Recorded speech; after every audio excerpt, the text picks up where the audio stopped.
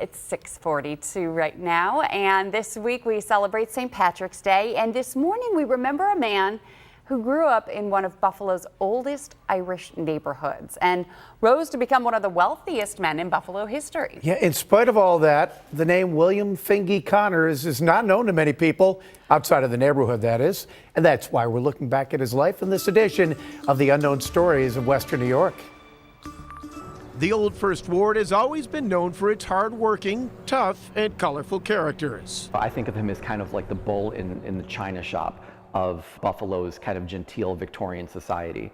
William James Fingy Conners was born in the ward in 1857. He's this person who, you know, isn't born into money. He's kind of got this hard-scrabble life. He works on steamships when he's young. He's uneducated, but you know, he was kind of the perfect storm of intelligence, of drive, and he had this huge chip on his shoulder. Fingy Conners is a very complicated individual. He gained his power by becoming a labor contractor on the docks, on Buffalo's docks. Conners is a central character in author Richard Sullivan's 5-novel series of stories focused on the Old First Ward. He became very wealthy, and the power just grew. He eventually became dominant over the Buffalo Police Department, over the judges, over the politicians. He put politicians in place. Conners established a financial foothold by running the labor on the docks and silos of Buffalo's waterfront.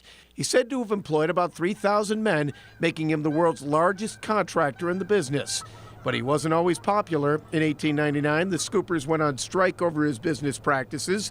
He is said to have lowered wages by half over the course of a generation. He really did rule by violence and threats and intimidation. But he parlayed that into other businesses and more power. He opened saloons, and if someone wanted to work the next day, they'd better drink and spend a large chunk of their pay in his tavern. He owned an asphalt company, a brewery, and even bought 2 newspapers, the Buffalo Courier and the Buffalo Inquirer, using them to squash his rivals. He amassed a fortune. He also became involved in politics, rising to the position of state Democratic chairman. Every 5 years or so, he's getting involved in a new business, and ultimately I think he's driven by this attempt to earn the respect of the people who grew up maybe a little bit more privileged. He's trying to kind of break into that respectable Buffalo, high society, and that's something that he's really never able to do.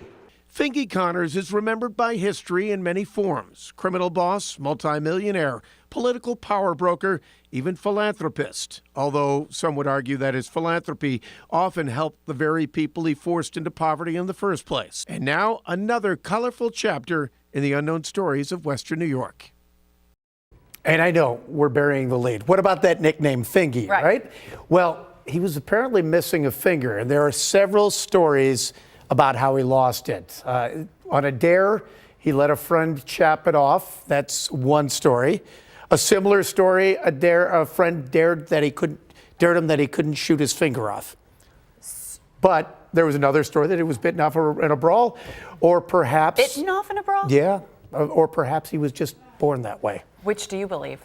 I think it was a birth defect. I think he just made up all these different stories. One. The boring one, yeah. But, you know, reputation meant everything, and anyone who knows anything about the Old First Ward, the Valley, or South Buffalo, nicknames are part of the Fingy rite of passage. Live in infamy in our Unknown Stories of Western New York. Yes, he will.